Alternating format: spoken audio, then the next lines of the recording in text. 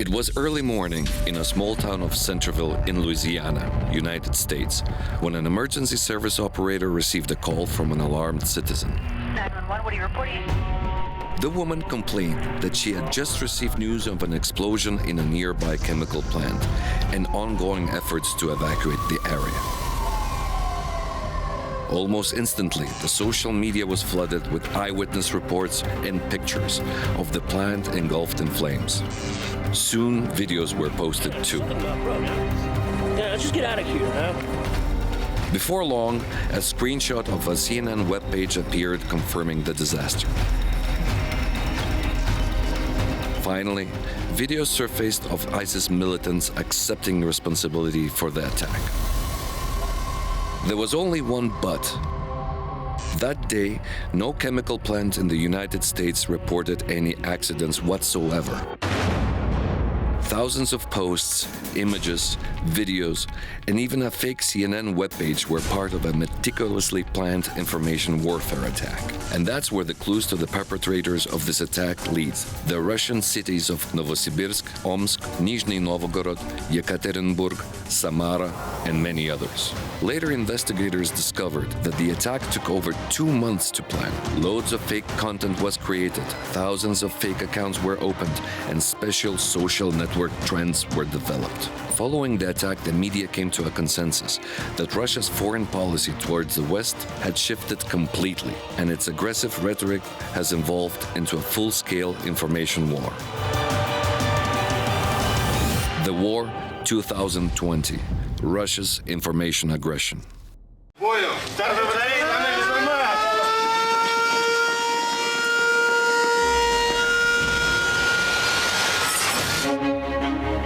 For the past several years, Russia has fully immersed itself in preparations for a full-scale military conflict with the West. Neither the nature of the upcoming conflict nor its direction are being kept a secret.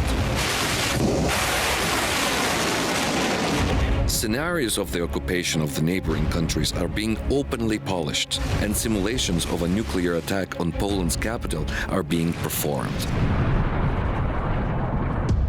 The Russian military analyst Alexander Sitin spent more than 10 years working for Russia's Institute of Strategic Research, an institution which has been founded and is being directly supervised by Vladimir Putin. It is one of the think tanks responsible for providing the president with the analysis of current foreign affairs and strategic suggestions on foreign policy. Здесь в целом страхи, безусловно, оправданы. There is a good reason to be alarmed. It doesn't mean that the war will break out tomorrow or in the upcoming weeks, and Russian flag will be raised in Vilnius or Tallinn. However, such danger most certainly exists because it is obvious that Kremlin exercises a very aggressive policy. Equally obvious is that the events that took place until now are just the beginning of a larger process, and that Russia's explicit aggression is going to continue. There are different scenarios possible, starting with all kinds of political and economic blackmail and leading to specific acts of military aggression. According to Sitin, it is very important to note a fact that Russia has already spent years in preparing its population for a large military conflict. A few years ago, the Russian media regarded the war with the West as a distant possibility. Today, it is being portrayed as a certain fact. The apparent cause of the upcoming war has also been made clear. People in Russia are being persuaded that NATO and the United States are not only planning, but are already in the process of mounting an attack on Russia's territory. Even the date of such an alleged attack is known: the year 2020. Военные НАТО наращивают силы вдоль западных границ России. В Польше и Прибалтике масштабное наращивание американского военного присутствия. В Прибалтику уже переброшены даже диверсионные подразделения спецслужб США. В бывших республик Советской Прибалтики и в Польше будут созданы ударные группировки войск. Крылатые ракеты запустят одновременно с разных направлений. Примерно вот так будет выглядеть атака НАТО. Литва, Латвия, Эстония и Польша сейчас активно заполняют новыми образцами современного оружия для будущей войны. Глобальный удар надо разрабатывать. А что мы? Чем ответим? Baltic states are impossible to defend, which means that any military force, either American or NATO, is being deployed there only for the offensive purposes.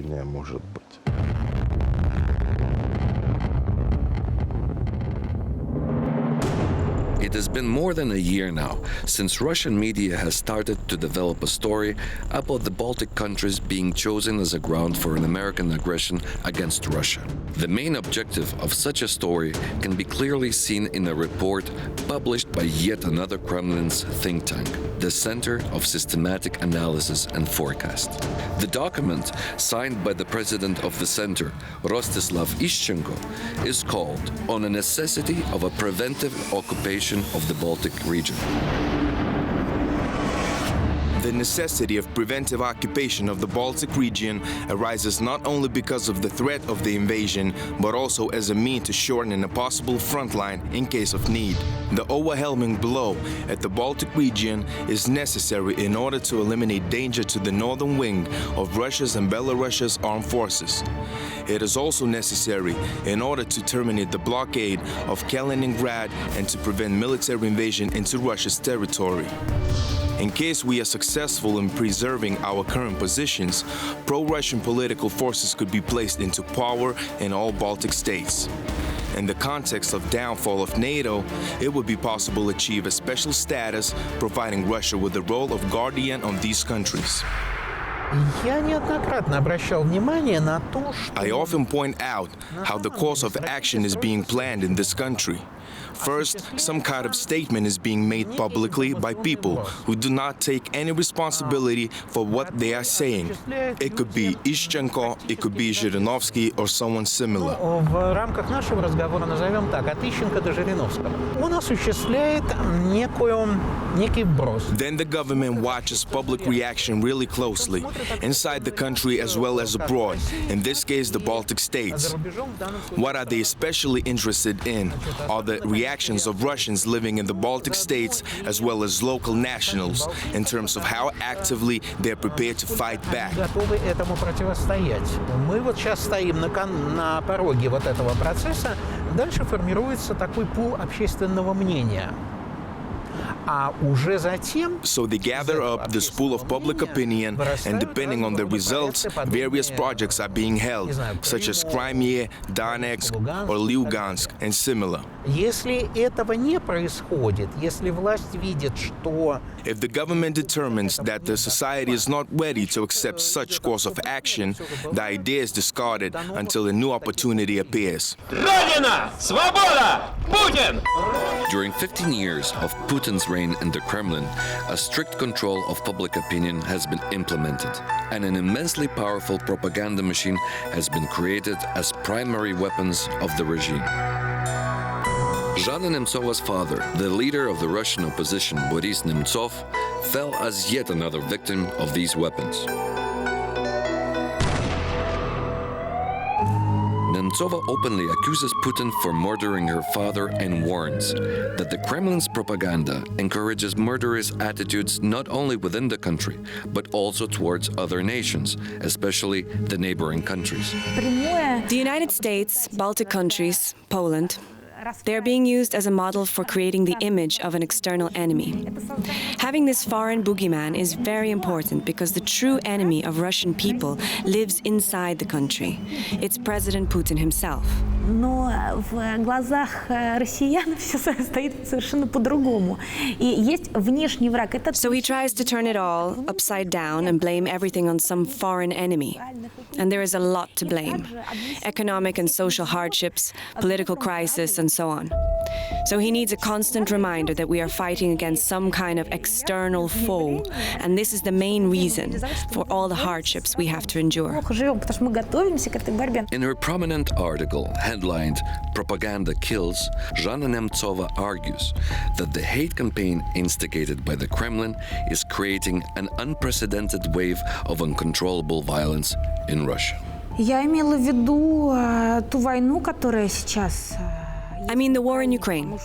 This war was started as an information war. Russia's television channels were constantly spreading lies on how the Russians in Ukraine are being oppressed. Информацию о том, что в русскоязычных регионах Украины притесняют русских, и ведь аннексия стала возможна. This is exactly why the occupation of Crimea was successful. People believed that the Russian-speaking population is facing true mortal danger.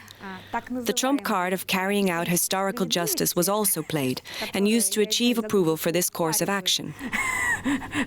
Российскому обществу есть еще и вторая идея, то же самое было связано. The same methods were used in starting a war in eastern Ukraine. People in Russia were so misguided that they personally enlisted to go out and kill other people. Люди зазомбированные действительно ехали туда добровольцами, их убивали. И поэтому я считаю, что провоцирование людей... This is why spreading hatred and provoking aggression towards other nations and consciously creating an image of external enemies is so dangerous. Это очень и очень опасно. The legend about local Russians being exterminated by local fascists is being created and disseminated as the main excuse for the occupation of Crimea and the war in eastern Ukraine. Recent surveys show that more than half of Russia's population are personally determined to join the military actions carried out by the government and kill Ukrainians. Ukrainian journalists put in a lot of effort to battle Kremlin's propaganda. They point out that Putin's propaganda machine employs all kinds of methods of brainwashing, from primitive lies to complex falsifications.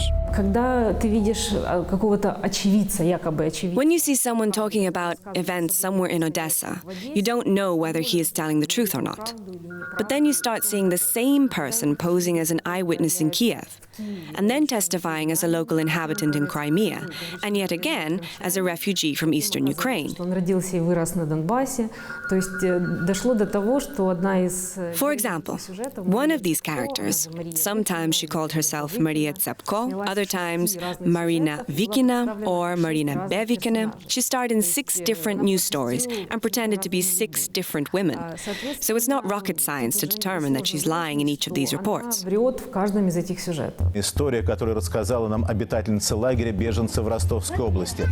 Perhaps the most cynical lie crafted by Russian propaganda is the story about a supposed crucifixion of a local boy in Slavansk, perpetrated by the Ukrainian military personnel.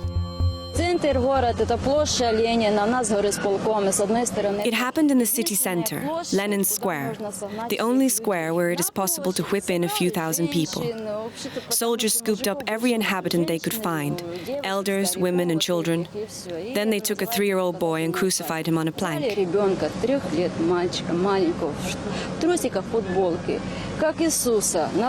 One soldier did the nailing, other 2 held the boy tightly. Everything was done before the mother's eyes. She was forced to look at how her son was bleeding. The child writhed in pain. It was impossible to watch, and people were fainting on the spot.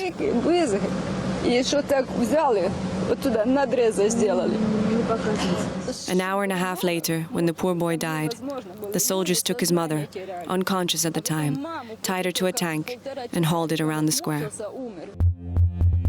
To expose this testimony as an outrageous lie, it is enough to go to Slavansk and talk to the ever-present and omniscient babushkas living next to the central square.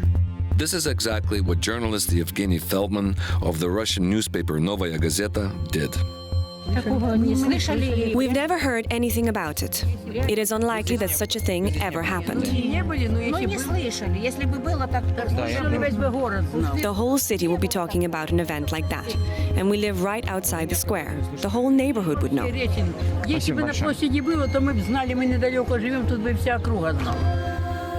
Во-первых, в Славянске нет площади имени Ленина. For a start, there's no Lenin Square in Slavansk. Secondly, they don't have any square capable of accommodating several thousand people. Thirdly, these modern times we live in, everyone has a phone, a camera, or a tablet.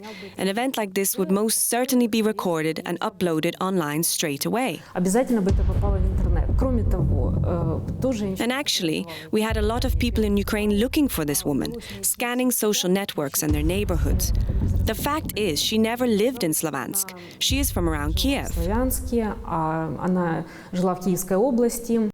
For more than 2 years, an American journalist, Liz Wall, has worked as a reporter for the Kremlin's most active propaganda outlet, the TV news service Russia Today. Here she had a chance to experience firsthand the inner mechanics of the Russian propaganda machine. Personally, I cannot be part of a network funded by the Russian government that whitewashes the actions of Putin. I'm proud to be an American and believe in disseminating the truth, and that is why, after this newscast, I'm resigning. You know, why did I resign when I did? It was because I absolutely believe that not only at Russia Today, but for Russian media in general, that Ukraine was a turning point, that it actually became propagandized and used not only as a disinformation tool or propaganda. I actually think that it's used as a weapon in war. If you can get people to think a certain way, then you don't need to use as many guns. You don't need to use as many tanks. And that's what I saw when it came to Ukraine, that was actually being used as a tool, as a weapon during a war, during a bloody conflict. After her resignation, Liz Wall spent her time actively spreading news about the methods employed by Kremlin's propaganda machine and its most significant targets. She was also summoned as an expert in the U.S. Congress Foreign Affairs Committee hearings dedicated to the weaponization of information. And it's a problem, and we see that it's effective. We see that they are shaping the discussion online, on message boards, on Twitter, on social media. During the session, the committee chairman, Ed Royce, stated that among the targets of Russian propaganda, the Baltic region is probably the most susceptible. And this Russian propaganda has the potential to destabilize NATO members, and it could impact our security commitments, especially if we look at some of what's going on in the Baltic states. So I think the message that Russia would try to reiterate and kind of target towards other ethnic Russians, especially in the Baltic states where there is a sizable Russian population, is again this narrative that Russia is there to help ethnic Russians, you know, that they're there to keep the peace and to, to rescue them from whatever danger there may be. And from my experience, that danger is fabricated. And you see it across the world, wherever Russian media reaches. They try to create this divide, to try to divide Europe, to try to divide Americans, to try to divide political parties. And where there's Russian speakers, to try to divide them from the rest of society. And in populations where people tune in to Russian news and maybe identify culturally with Russia and speak the Russian language, and they're hearing this narrative from Russian news that they might be in danger. And here's Russia being intimidated and bullied by the West. In 2014, Vladimir Putin signed Russia's new military doctrine, providing his armed forces with a legal license to operate on foreign soil to protect the lives of Russian citizens and nationals. The newspaper Rossiyskaya Gazeta, which is being officially published by the Russian government, was quick to emphasize that Russians, suffering all kinds of discrimination in the Baltic states, were the first to rejoice at the news. Russian population in Latvia, Lithuania, and Estonia positively reacted to the news about Russia's new military doctrine, hoping that it will cool down some heads in local governments led by militaristic nationalists. This was the time when new legends started popping up. The new narrative was centered on the notion that the local Russian communities in the Baltics are not only being discriminated, but rather exterminated by the newly born fascist movements. Russian news agencies started spreading news about alleged plans to build new concentration camps for the Russian-speaking population in Latvia.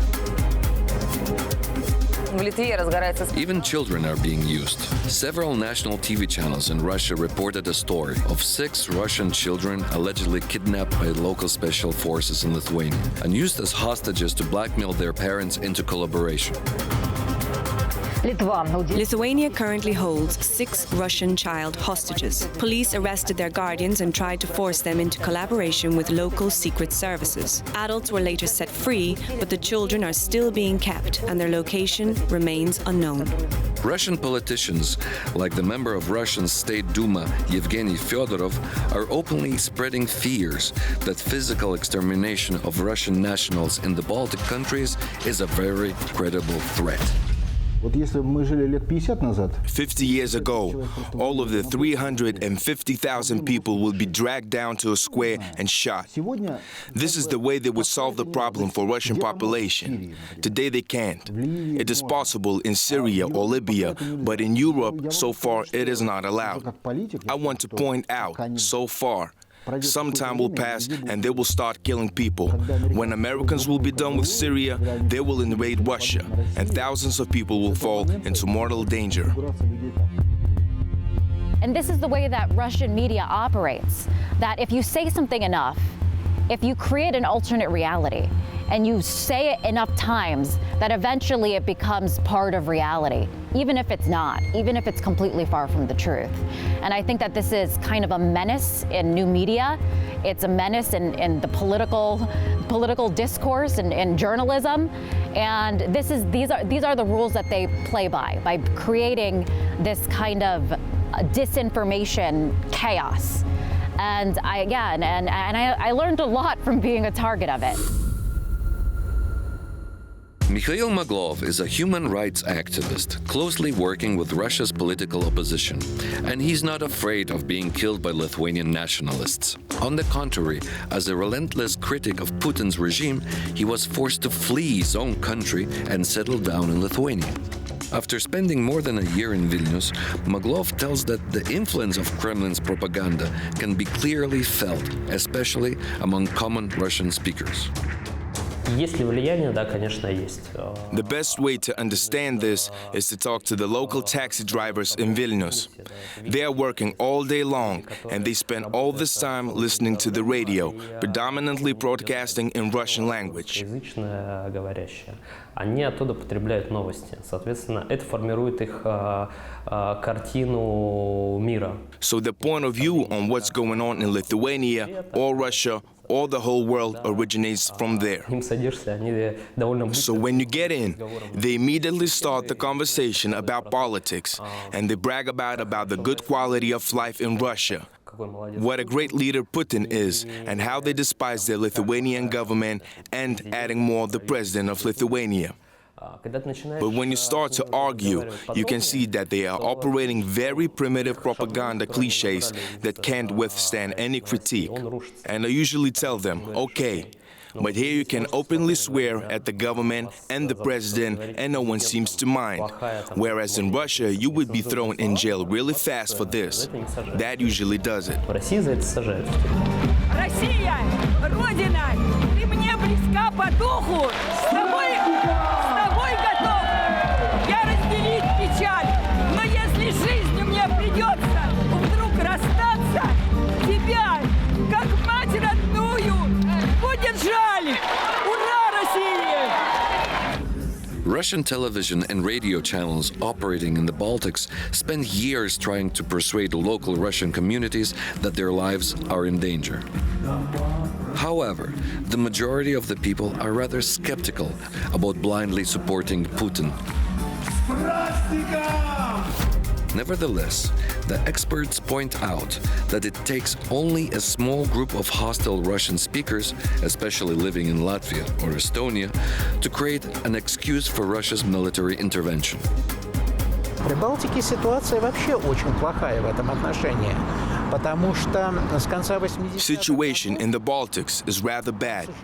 The real problem is not the large Russian-speaking population. Many Russians are quite happy living in European countries. Вот, то есть это не просто там этнические русские, которые стремятся стать еврорусскими, есть и такие, но The problem is the special kind of Russian-speaking communities, people who are descendants of personnel of Soviet occupational forces, KGB officers, and local Soviet leaders. These people are fully immersed in Russia's propaganda, and they see serving Russia's interests as the main patriotic mission. They represent themselves as true Russian patriots and an integral part of the so-called Russian world. Соблюдение интересов России, осознают себя русскими, россиянами, частью русского мира. Значит, они существуют в совершенно ином информационном пространстве, в русском информационном пространстве. При этом... And the problem is that it's difficult to spot them. In general, these are young people, citizens of the relative countries, they know local languages and so on. But the true identity is entirely corrupted. Members of the famous Lithuanian pop group Biplan sing in perfect Lithuanian, although they talk to each other in Russian. During the national holidays, guitarist Oleg Seyev joins the group's leader, Max Melman, to do some tours around Russian schools operating in Lithuania and to lead discussions with students about national identity, patriotism, citizenship, and the like. Alex says that he was surprised to realize how big is the part of children who have already fallen victims to Russian propaganda. Žinojome, kad mūsų pasaulėžiūra, mūsų požiūris į tėvynę gali šiek tiek... We knew that our point of view differs, but we didn't expect such a vast disparity. They say things that they hear from their parents, from television, or their friends. These children believe that Lithuania is swarming with fascists and so on. Lietuva tai vos ne fašistų kraštas ir taip toliau. Putinas kelia, reiškia, visą Rusiją. They believe that Putin will make Russia the greatest country in the world and that he fights the so-called Gay-Rup and fascism, and that Russia is the only country that stays true to justice and fights evil. On the other hand, they say that Lithuanians are nothing more than American minions. Same goes for Ukraine. And they believe this is something right for Putin to fight for. This is what they believe. Russian media and various organizations openly funded by the Russian government work hard to make these beliefs even stronger. For a seance of even more effective brainwashing, these children are brought to special cultural patriotic camps in Russia where culture and patriotism looks like this.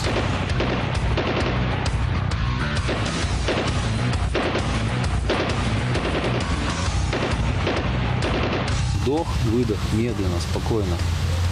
На третьем вдохе или выдохе задерживаешь дыхание и плавно тянешь спуск.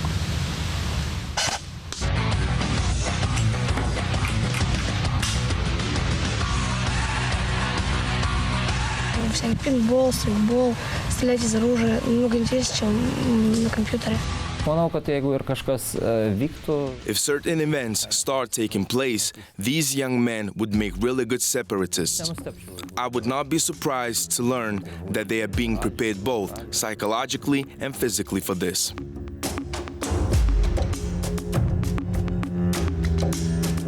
I don't know where is it coming from, but darkness and ignorance prevail.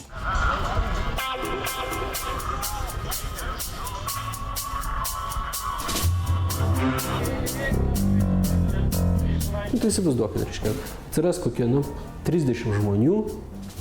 Imagine 30 people or so barricading themselves in a school or some kind of building, flying some kind of banner and proclaiming some new independent republic of Visaginas, let's say. Vėliava, pavyzdžiui, caro Rusijos vėliava. Ir dabar ką su jais daryti, valdžia? And then we have a question, what to do with them? If the police tries to disperse them, they will fight back, and Russian TV will show how Lithuanian fascists have started mass programs against Russians. Ir tik, reiškia, jie tikrai jau ruošiasi žudyti. Blogiausiu atveju. But what if some new members join the party, some strange men, well-armed, well-equipped, and well-trained? Then they can start escalating things towards a more intensive conflict. Į didesnį konfliktą.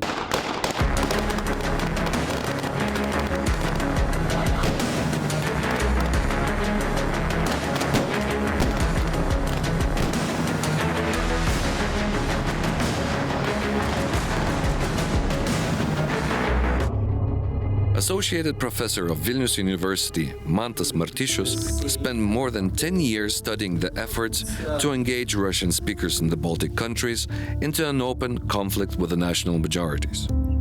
However, he points out that ethnic minorities in the Baltic states are not so large as to present a credible threat. He says that more dangerous is the propaganda targeted at the general public. We must ask ourselves whether Russian minority in Lithuania is rather small, and how big is the audience of Russian media? Here's your answer. Lithuanians are watching it. And I have no doubt that a lot of Lithuanians live in information space created by Russian media, and they believe everything it publishes. Jie įsigyvena ir jiems automatiškai jie to tiki jiems. They believe that the biggest evil is the United States, that Europe wants to enslave us, that they want to overtake our land and do kinds of bad things. And the Kremlin is the only force they can turn to for the help. That's what they believe. Jiems taip atrodo.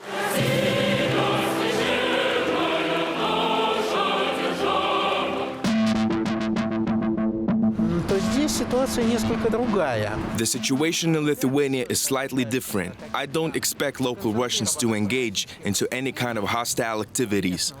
The community is small and it is dominated by much more numerous numbers of ethnic Poles. Moreover, relationships between Russian and Polish minorities here are quite complex. On the other hand, since Lithuania is one of the loudest critics of Putin's actions and Dalia Grybauskaitė often issues some strong statements on the matter, there is only possibility of some kinds of military actions, like pulling armed forces close to the border, making open threats, and so on. I understand that people in Baltic countries are afraid. In their place, I would be too.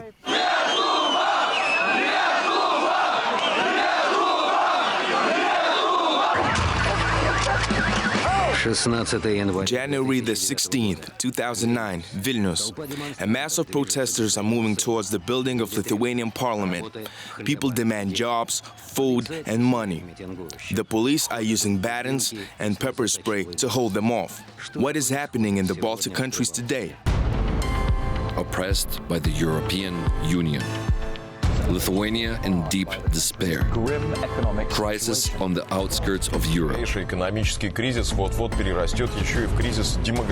Putin's media works hard to create an image of the Baltics as countries on the verge of collapse.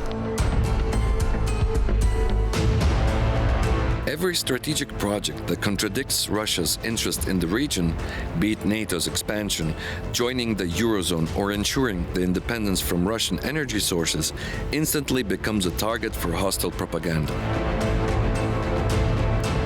There is no turning back now. Lithuania has announced that it will replace natural gas supplied by Gazprom with sources in Norway and Qatar, though at a double cost. It is about the trap that Lithuania has gotten itself into.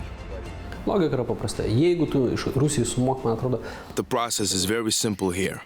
We pay something like 5 or 6 billion for an energy package, gas, oil, and electricity. If we become independent, then Russia is not getting any money from us. That's why it's better for them to cause some kind of media clutter, invest some money, and bribe a few media outlets or a few people or a PR agency that could create some kind of confusion. And then all decision-making stops.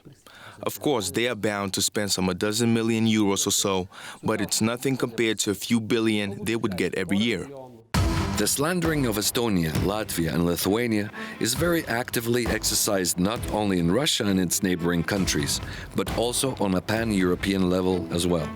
To prove their point of view, Russian TV channels often employ all kinds of experts of questionable competence, such as former member of the European Parliament Giulietto Chiesa, who has never had any connections with Lithuania and it's not even an economist. It seems that all the process of gaining real independence has been dictated by Brussels, by the European structure, without not taking into account the real situation of the country. Very simply, it was a mistake. It was a terrible economic mistake. In Russian media, you are going to twist the story, maybe take a fact that's there and blow it out of proportion in order to fit the Kremlin narrative. And so in that way, there isn't really any regard for the truth. It's mostly spinning. And if you spin something, and if you take a fact and you spin it so much that it doesn't reflect actual reality, well, at some point, I think it becomes a lie. And as Russian media becomes increasingly propagandized, I think that that's what it can be classified as, some of these claims, as they're lies. There's no effort there to tell the truth. There are some Lithuanian politicians who are extremely popular with Russian propaganda. One of them is Algirdas Paleckis, a self-proclaimed fighter with fascism, which allegedly flourishes in Lithuania. He's often employed by different Russian TV channels, especially Russia Today, to comment on a wide variety of topics, from American policies in Syria to the problem of CIA prisons in Europe. The immediate response and telling the whole truth would show that the US government and Lithuanian government are not abiding by the rules that they proclaim themselves. I mean democracy, rule of law, non-torturing of prisoners.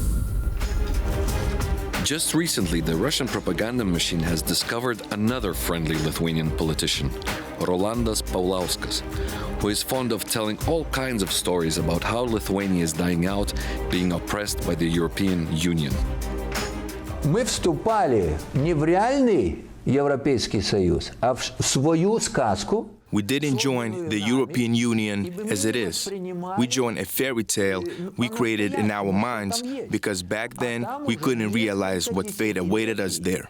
Идет разрушение традиционных связей отцов и детей. European Union defies traditions, family ties, relationships between men and women.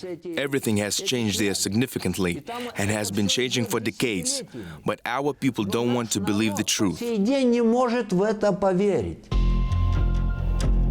Čia yra vėlgi, šitokie žmonės, jie rėkauja, dar kažką daro, kol kas nieko nėra. Kodėl nėra? At first sight, this seems rather harmless for the people because they just talk and don't do anything. But that's only because of the favorable geopolitical situation we have here today. Nuo kažkokių išorinių faktų. Vienu metu atsiranda daug problemų. But if something happens, something we cannot directly control, something outside our sphere of influence, like if suddenly different problems around the world would merge into one world-scale disaster, then these politicians would emerge and point out that they were warning people for years. Then they would become dangerous, because they might be used to shift geopolitical orientation of the whole country. Shifting Lithuania's geopolitical orientation to the opposite direction is one of the main tasks pursued by the Russian propaganda. The situation in the Baltic countries is being portrayed as highly explosive. The Kremlin is eager to create an illusion that only a few mistakes could propel all three countries into an explosive and massive social unrest. Большинство сообщений, по сути, являются на 99% ложью. Most of these reports are 99% false. For example, when the Soviet sculptures on the Green Bridge were taken down, Russia's first national TV channel immediately claimed it to be an ideologically motivated anti-Russian gesture. Про то, что вот, значит, их демонтировали, что это идеологическая составляющая, что это вот, значит, против России, и сообщается то, что that threatens to spill out in riots, and it was completely not true. Of course, there is an opinion that they shouldn't have removed these statues, but in reality, there were no signs of any public protests whatsoever. То, может быть, не стоило демонтировать, но уж точно это не грозит никакими протестами. Since 2009, Russia failed to provoke any real protests on a sufficient scale in Lithuania. Nevertheless, the propaganda machine has been employed to create an illusion that such protests are imminent. For this kind of task, Putin turned to the most powerful and most democratic media channel, the internet. In Russia, it was the last free speech stronghold to fall. 2011 год. In 2011, when Putin returned to the president's office, internet was the place where all the evidence of mass falsification of the election results surfaced. Активно раскручивали, студии это продвигали всячески. После этого произошли It was free to anyone to read and to share. That's why so many people went out to the streets.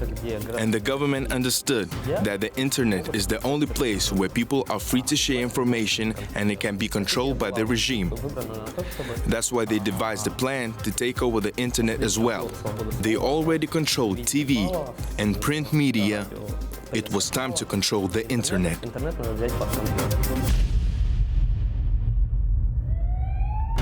For a few moments, let's return to the incident in the United States, where unknown perpetrators tried to cause a mass panic by creating a hoax about a devastating explosion in a local chemical plant.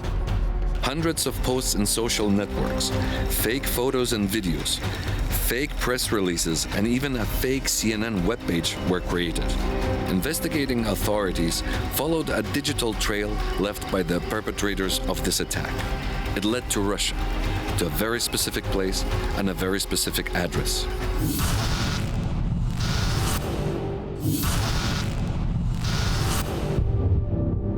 Lyudmila Savchuk knows very well what is happening behind the walls of this building in St. Petersburg, Russia. She was one of the independent journalists who have infiltrated this institution and revealed its truth to the world. В Петербурге на улице Савушкина, 55, находится так называемая фабрика троллей. Here in Savushkin Avenue in St. Petersburg, we have a secret factory of the Kremlin's internet trolls. A few years ago, it was a top-secret facility, but recently it became famous all over the world. Its employees are hired to troll the internet, not only in our country, but all around the world. They employ people to write comments in news portals, work with fake accounts on social media, and create and publish fake news. В 4 этажах комментирование СМИ, комментирование в социальных сетях, на Фейсбуке, ВКонтакте. They make videos and images, draw cartoons, and basically create various content that can be used online. Который востребован в интернете. An investigation led by independent Russian journalists revealed that this troll factory employs hundreds of people who are responsible for thousands of politically biased comments written on various online resources every day. Salaries here are high, and there's no shortage of volunteers to join the team. Every day, the employees here receive special technical tasks that provide detailed instructions on which stories must be commented upon and what statements must be disseminated. This technical brief is one of numerous documents acquired by journalists working undercover in the troll factory. It names specific statements the employees must use in online discussions concerning the European Union. The European Union is being controlled by the US, and this is the reason they can't find a common ground with Russia. Europe suffers greatly from economic sanctions imposed on Russia. The European Union is falling apart. Is living there really so good? Europeans can't think for themselves, so they are waiting for orders from across the ocean. Europe can't tell Russia what to do. They are lagging far behind. В течение дня During the day, trolls are being given a wide variety of tasks. Bloggers are constantly receiving a flow of news briefs, since news stories are always emerging and need to be addressed. Everything must be presented in a way that makes the Kremlin's actions look good, and this type of narrative must dominate the internet. Именно кремлевской точкой зрения, и они делают это все свои рабочих 12 часов. People who are responsible for writing comments are constantly moving from one news story to another, and again, they must deliver certain pre-formatted messages. Нужно прокомментировать в нужном духе. Perhaps one of the most massive troll onslaughts over the internet happened just after the murder of Boris Nemtsov.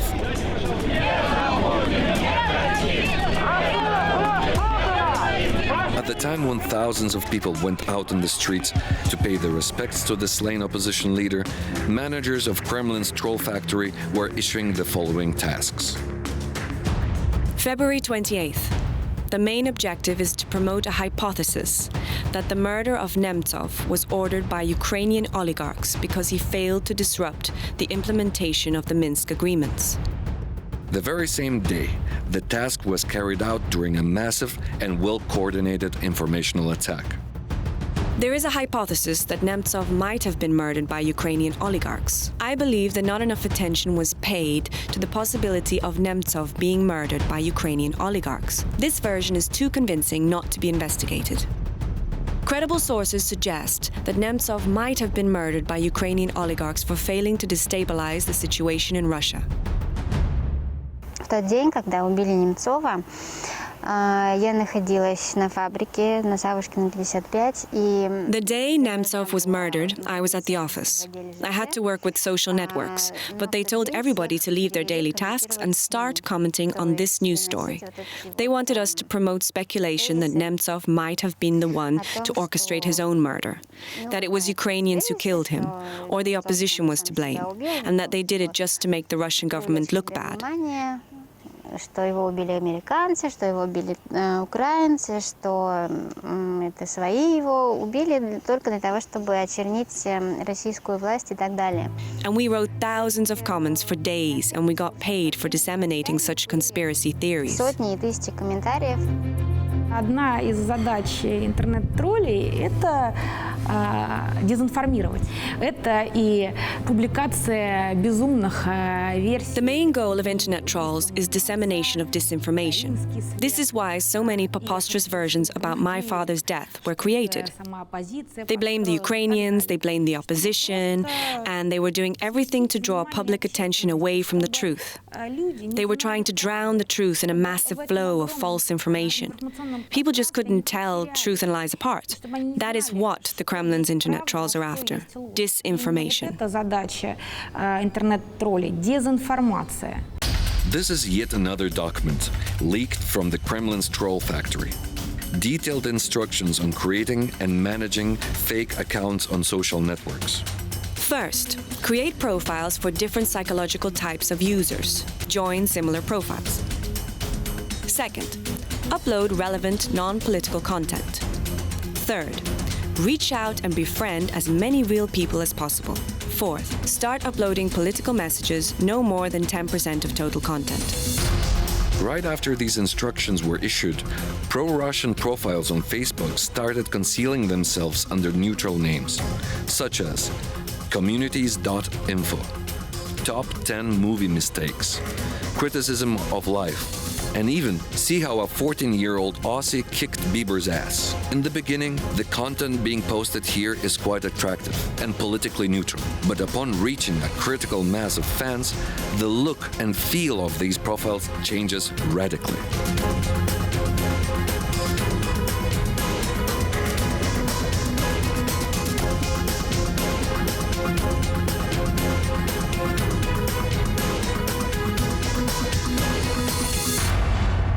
И главная задача, чем лучше ты притворишься обычным гражданином, тем лучше. Their main goal is to pretend that they are just another person. Sometimes they create accounts under their own identity, but most often they make up a fictional character, a boy or a young girl, or a bearded man or a housewife. The main objective here is to make the character look and feel really human, and to mask any political statements under loads of attractive content. Человечно и интересно завуалировать политические тезисы, которые они несут. So they start their blog and fill it with some interesting facts, popular music, images of kittens, and then they would start pushing through their political agenda. Так между этими постами вдруг появляется некий пост, написанный тоже каким-то. They would start something like, I went to see this American film and watched them shooting each other, and then I realized how fucked up Americans are because they are allowed to carry guns and they are going to shoot each other to hell, something like that. Fake profiles managed by Russian internet trolls attract dozens of thousands of followers and reach thousands of readers every day.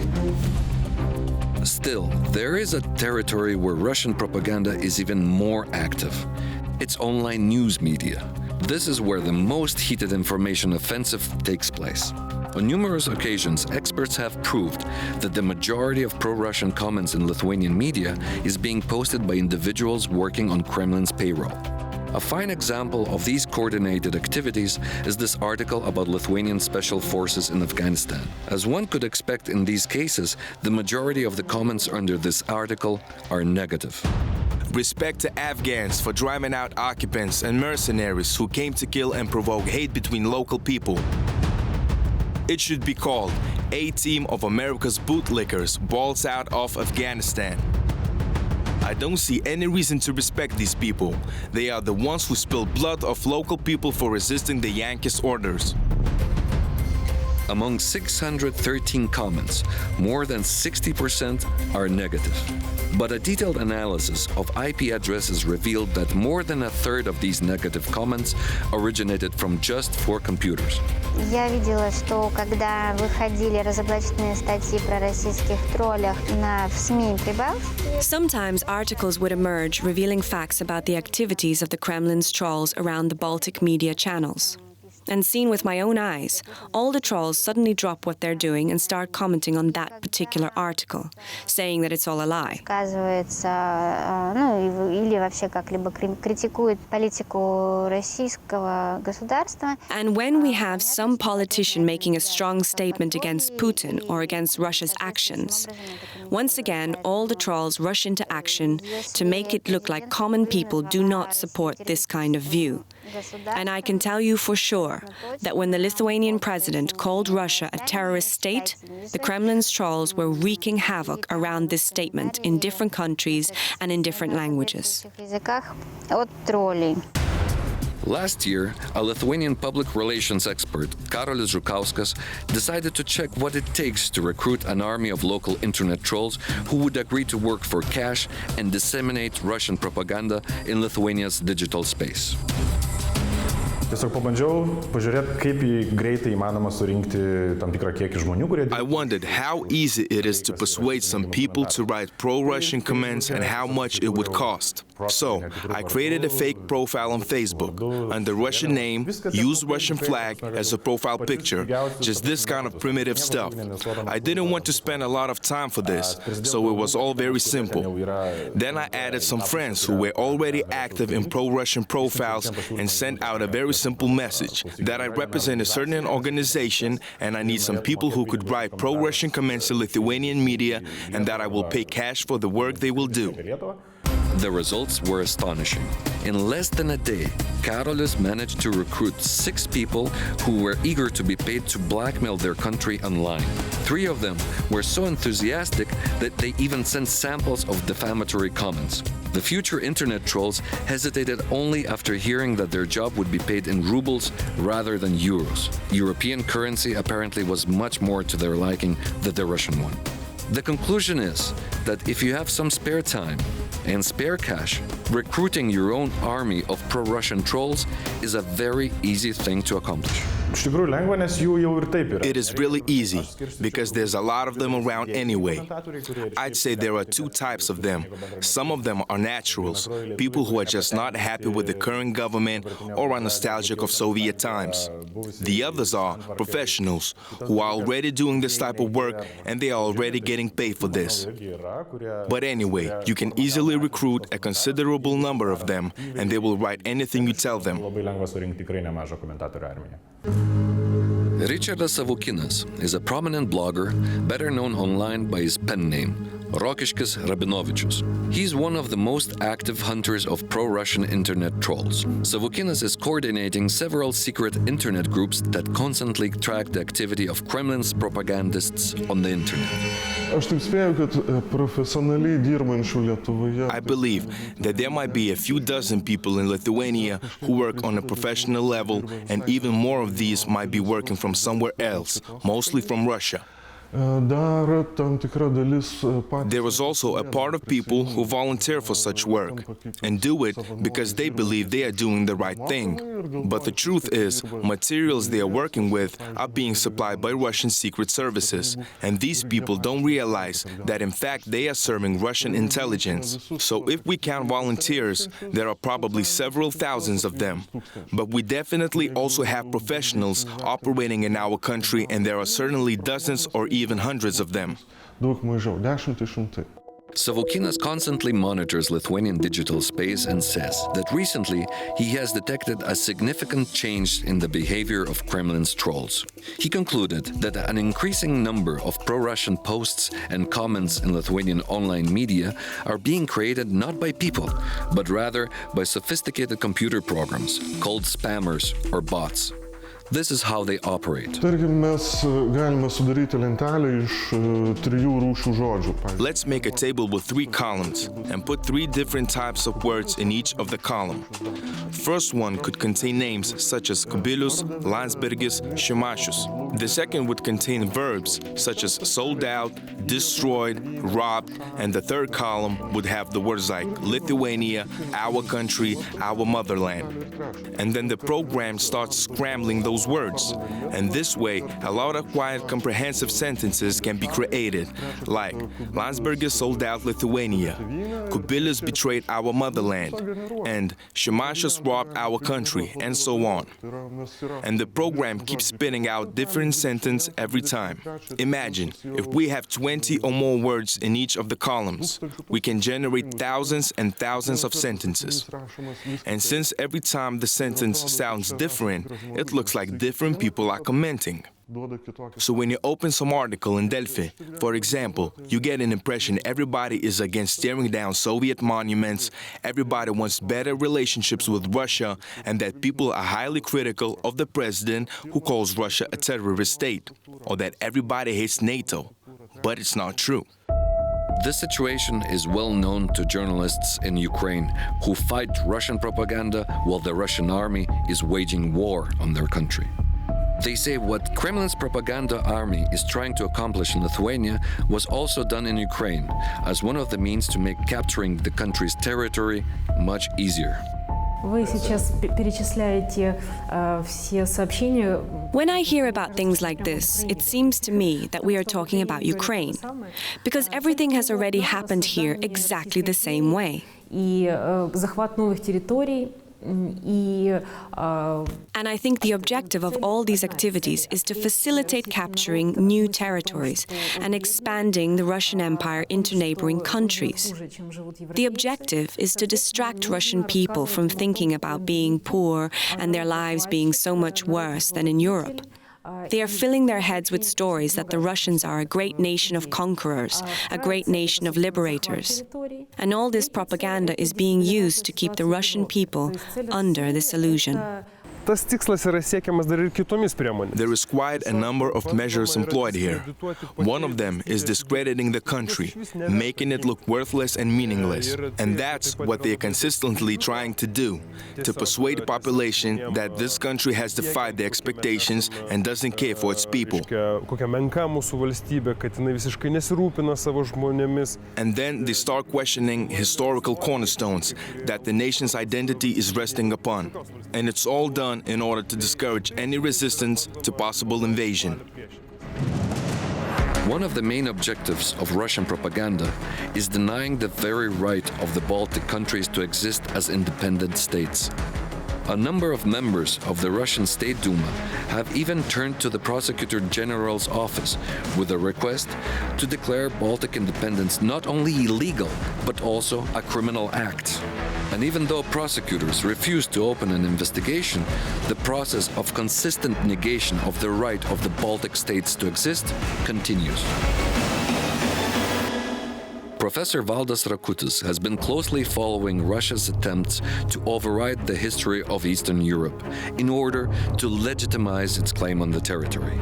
He believes that the aggressive attitude towards its neighbors is an integral part of Russia's national identity.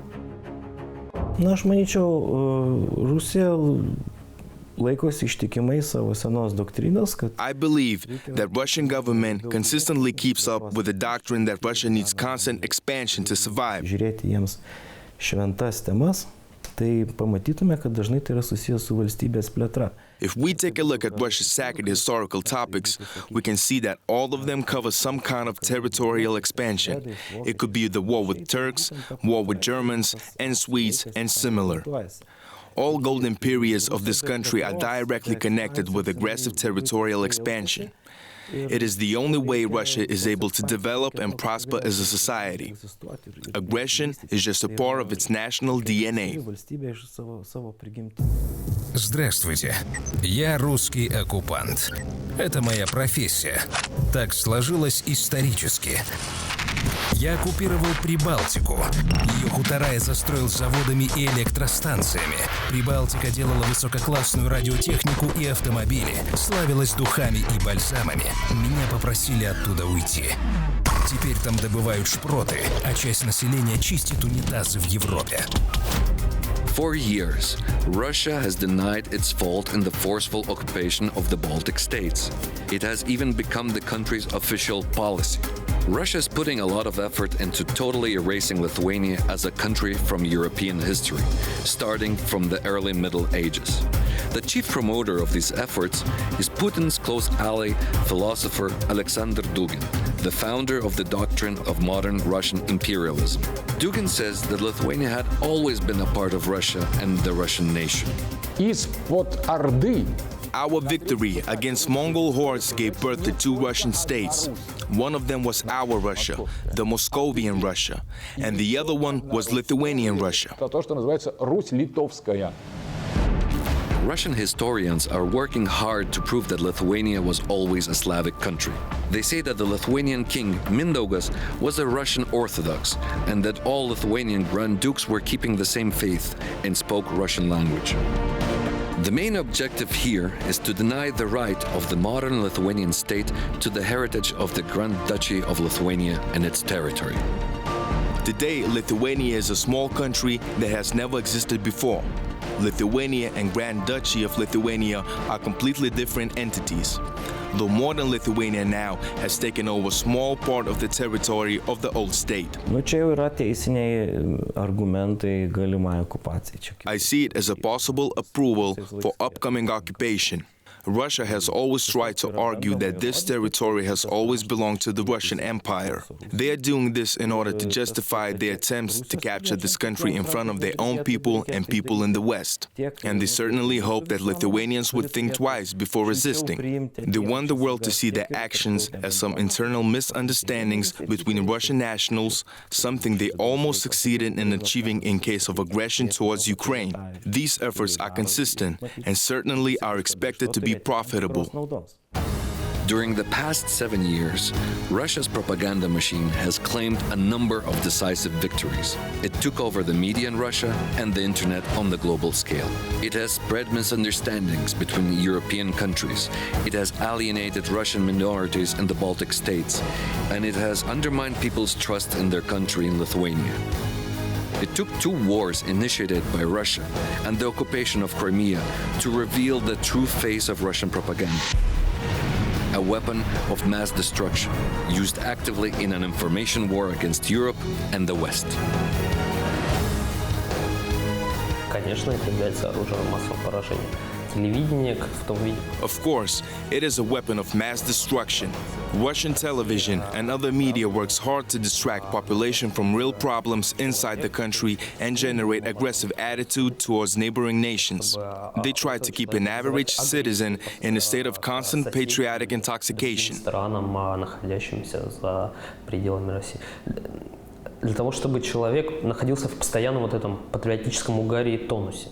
To ensure this, they use very primitive means and generate predominantly negative emotions such as anger, jealousy, and hate.